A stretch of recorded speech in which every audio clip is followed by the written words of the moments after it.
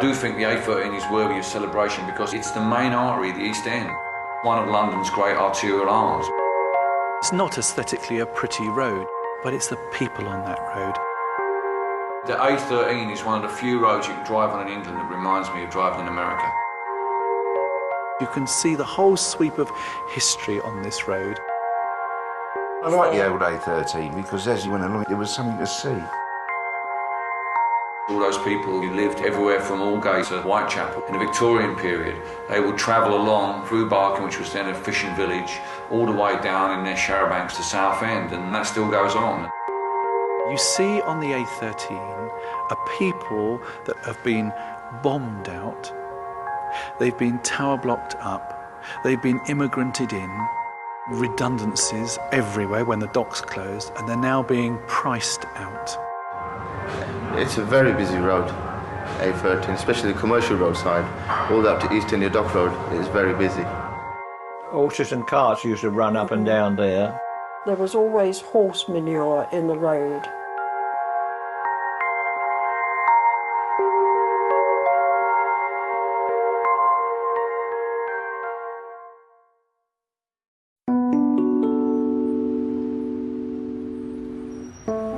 To this day, that A13 is still a route for all sorts of commerce and trade. You've only got to start at Aldgate, and you've still got much of the clothing industry that used to be run by Jews is now run by people from India and Pakistan.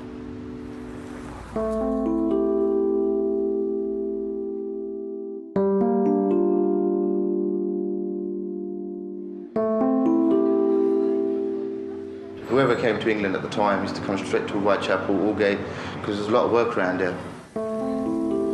Basically, we started off serving all the people who were working up in the factories. They couldn't eat things like fish and chips or anything. They needed their own homemade food. We serve them with a few curries, not many, like a lamb curry, a chicken curry, and chapatis, really. The East End's always been famous for gangsters. Well, you know the Crays were from this area anyway. Across the road there was the Umston Club. I think that's where they started from, really. That's one of the first clubs that took over. Never had any problems with anyone. Everyone was okay with us. We served them good food, they went back happy, so I don't think they gave us any problems.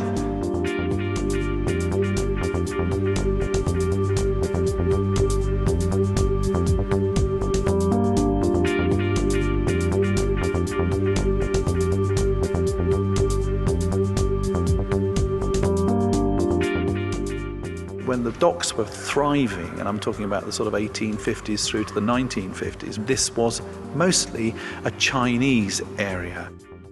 We made a great big change to the East End in that particular area that was two streets, which was called Chinatown. And we were very favourably received in a novel way. When they came off the ships, some of them stayed, and they married English ladies because there wasn't any Chinese ladies available. And they gamble with their hard-earned wages off the ship on the gambling tables. The Tong were the people that financed all these illicit measures. If they wanted a little opium, I suppose, because they'd got the habit off the Raj in Hong Kong, they would find an illicit place.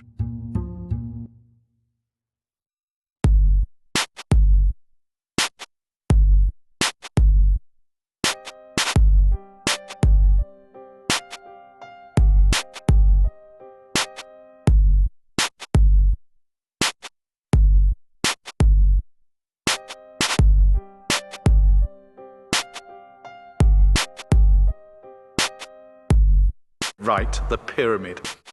In 1934, Saxe Rohmer wrote a number of novels about Fu Manchu and his opium den. I'd read all these stories, and it was nearly always dark after school going to piano lessons, and I really used to look for these mysterious mists. And according to him, if you press the right panel on the pyramid, it will open up and there's a secret stairway down into Fu Manchu's opium den. Actually, when I read these books, I can't imagine anybody believing such rubbish. Yes, but they did.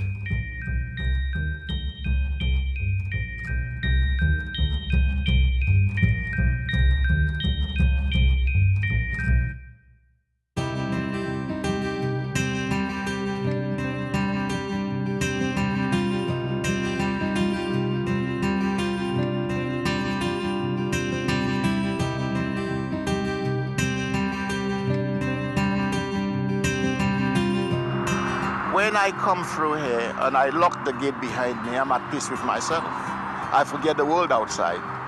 So the vehicles going up and down, you don't worry me really. We have Italians, we got Greeks, we got Turks, we got Bangladeshis, we got Indians.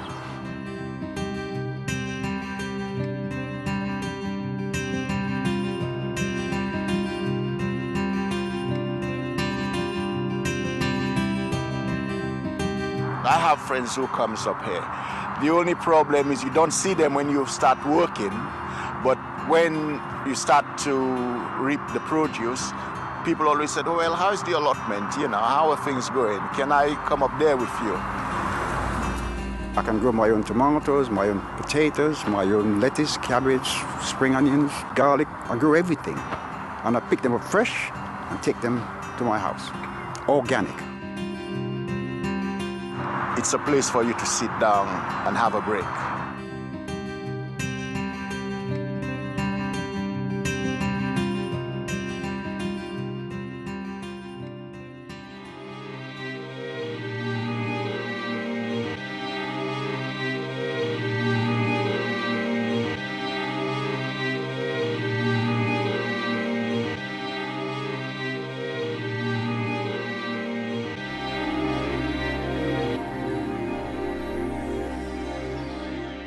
South of the town quay, embarking, you really were actually on marshland. You're on Thames marshland, and civilization was kind of left behind. You'd find old sort of wrecked cars down there that people had left. It was pretty wild up there.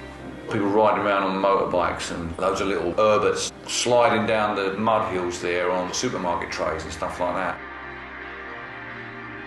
It was really the absolute limit of where you could walk from my house.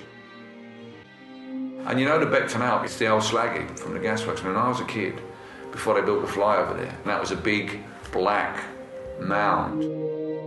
When the gasworks were still there, although it was no longer gasworks, was where Stanley Kubrick filmed all the battle scenes from Full Metal Jacket.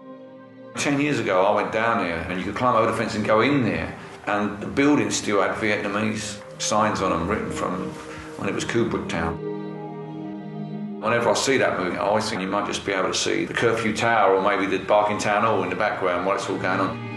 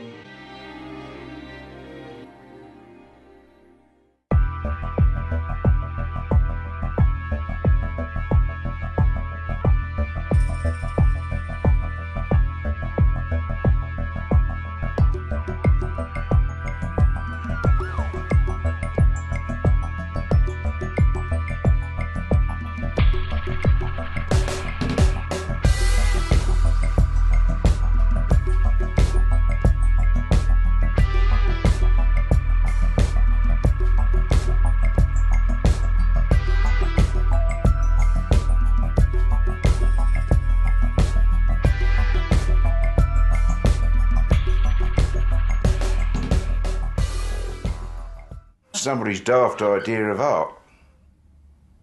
They're called the witches' hats or Madonna's bras. Madonna's bras. Yeah. I forget how long we lived here. 48 years. 48 years. We didn't have nothing round us at all, it's just the estate. Yeah, see the river, see the bus stops, the boats go by. The animals, cows. Everybody called it Hollywood. Hollywood. It used to be called, yeah, the bus drivers. When the buses stopped at your stoplight, they used to shout out Hollywood because they all had bathrooms, so no one luxuries like that then. Henry VIII used to stay often. That was his hunting lodge. So when he stayed there, he used to ride over the back here on his horse. I think it was to do with something to do when he wanted to divorce his first wife, to marry Anne Boleyn, and they was against it, and he had all the abbeys knocked down.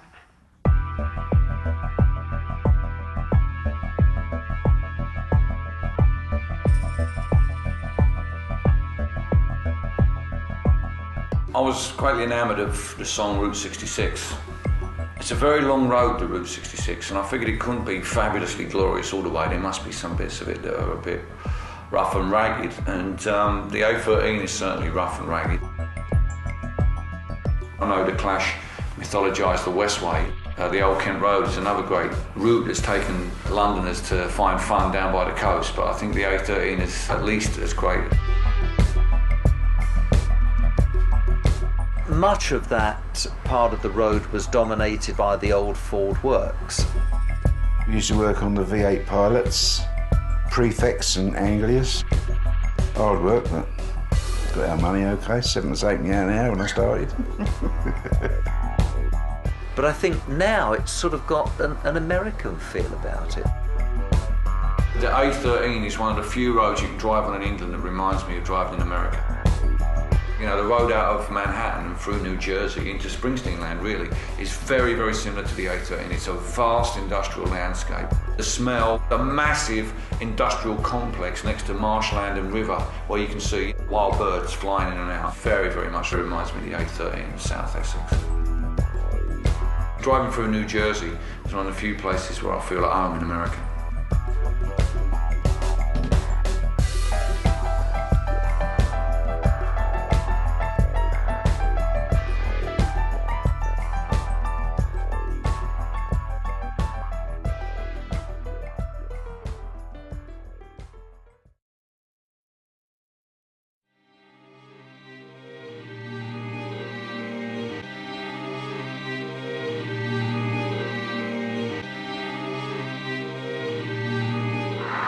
Busy road. It's never quiet. Never quiet. Never. If it's Ever. quiet, they've shut it. There's a lot of them like lorry drivers. They're on their way to Germany or local, Tilbury like docks up north. Most foreigners have eggs and bacon. I don't know if that's the only bit of English they know, but they always have eggs and bacon.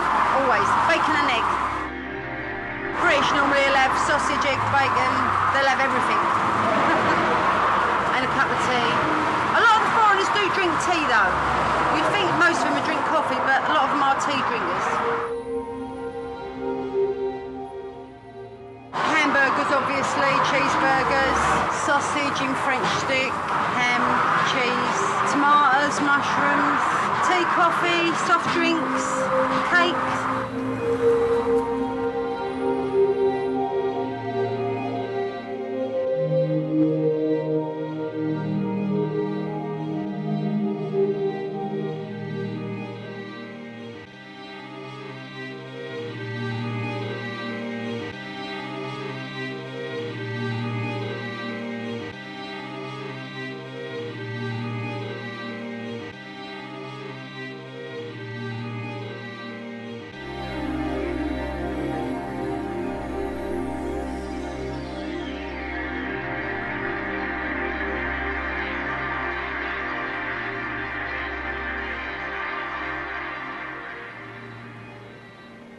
You're now going through almost an industrial wilderness to get down to the river.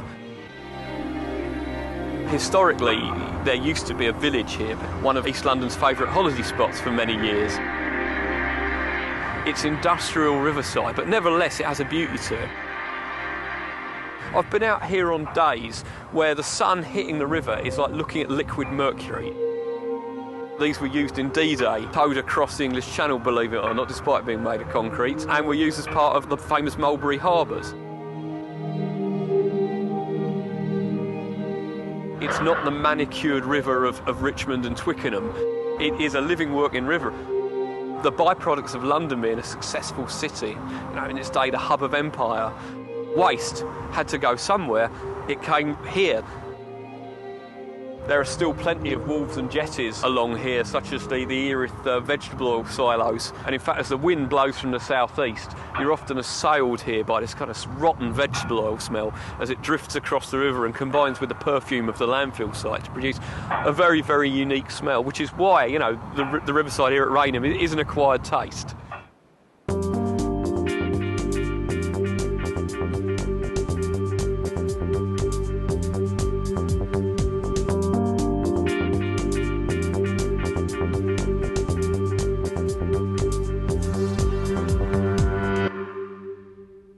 See, I'm the only MP who's represented 2 constituencies which take in the A13. That whole area in Thurrock in my lifetime has changed enormously. One minute you've got horses, then the next minute you've got the best shopping centre in the area.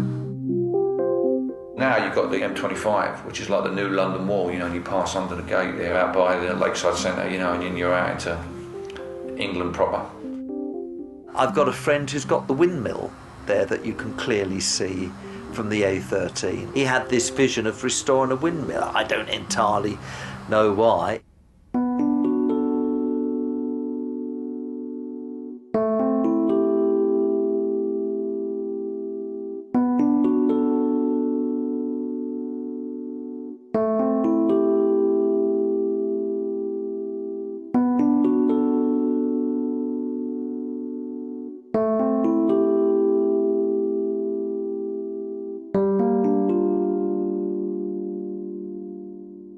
Tilbury's an offshoot of the A13. You come down the Tilbury Docks Approach Road. It's quite quiet compared to what it used to be years gone by. I grew up knowing all different nationalities of people, all different religions. There was people from all over the world. There was Indian, Japanese, Chinese, Russians, Americans, all the Caribbean countries, Africa.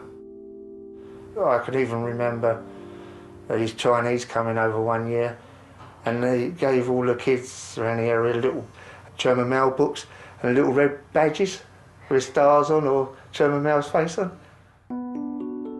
You had the chance to emigrate out to Australia when they needed professional people. All it cost you was £10, and they took you out there as long as you were prepared to stay out there for X amount of time. They called it the £10 Exodus, I think. I know quite a few people have come back now that did that.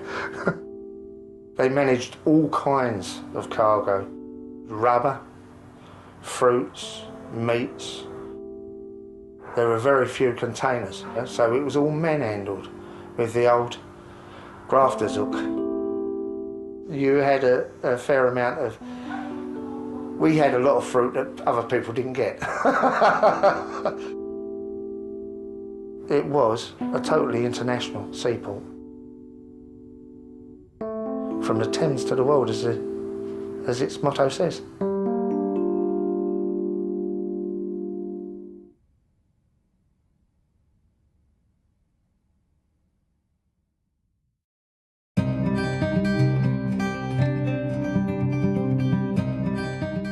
Thames Estuary is just wonderful. It's an inspiration. There's great beauty. There's the beauty of the river. You've got the river there as a constant reminder of the traffic in and out of the country. Beautiful flat land of South Essex.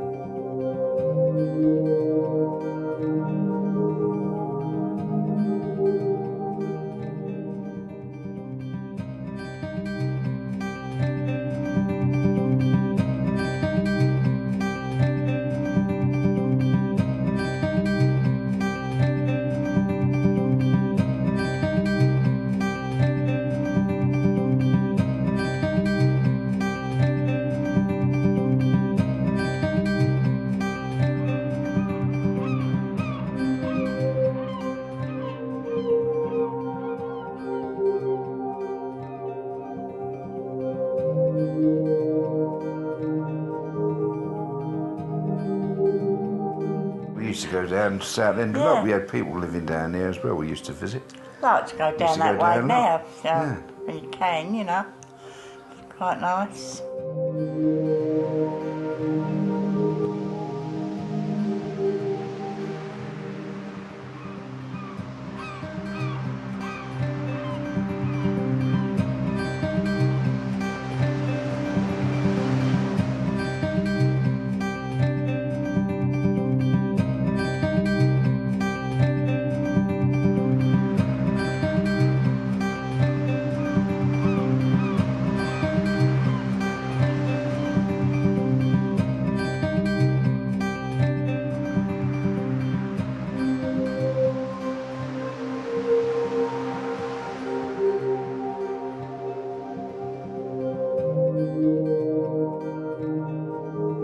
as a child, it was a great treat to visit Southend, which was the longest and is still the longest pier in the world.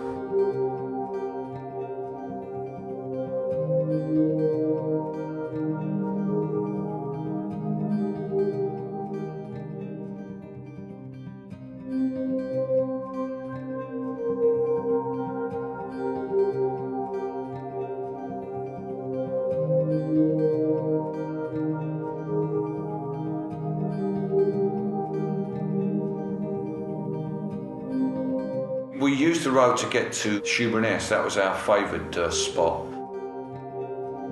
Yeah, we used to go down there a lot, didn't we? Shrewsbury Ness. Yeah. That's what we really liked, Shrewsbury Ness. Basically because Shoeburyness actually does face out to the ocean, unlike Southend, where you're just in the mouth of the River Thames, you know. Doesn't matter what they tell you, that isn't France over there. It's just Kent, you know, you're Isle of Sheppey. Saturday evening, we'll go down to Southend, see the light. If you ever have to go to Shoeburyness, take the A road, the OK road, that's the best. Go motoring on the A13. When you're looking for a thrill that's new, taking forwards, down the tunnel and the river too. Go motoring on the A13. Start standing wobbling, there ain't no stopping. Bypass parking and straight through Dagenham down to Grace Thurrock and rather near Basildon. Pidsea, Thundersley, Adley, Leonsea, Chalkwell, Brittlewell, Southend's the end of you. Ever go to Shoeburyness? Take the A road, the OK road, that's the best. Go motoring on the A13. Let's rock, Macklin!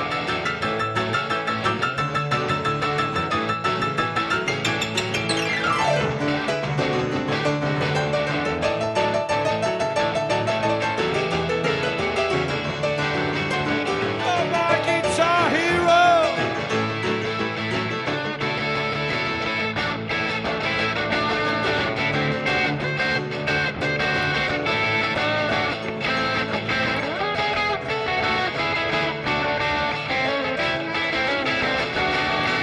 Standing wobbling, there ain't the stopping. Bypass parking and straight through Dagenham down to Grace Thurrock and rather near Basildon.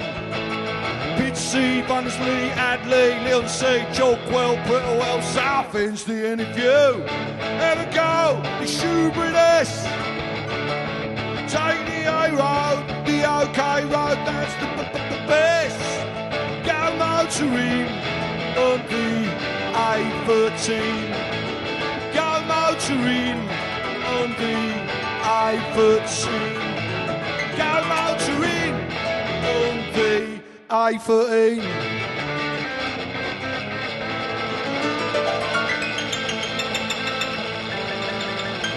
Just like the old days, isn't it, Mum?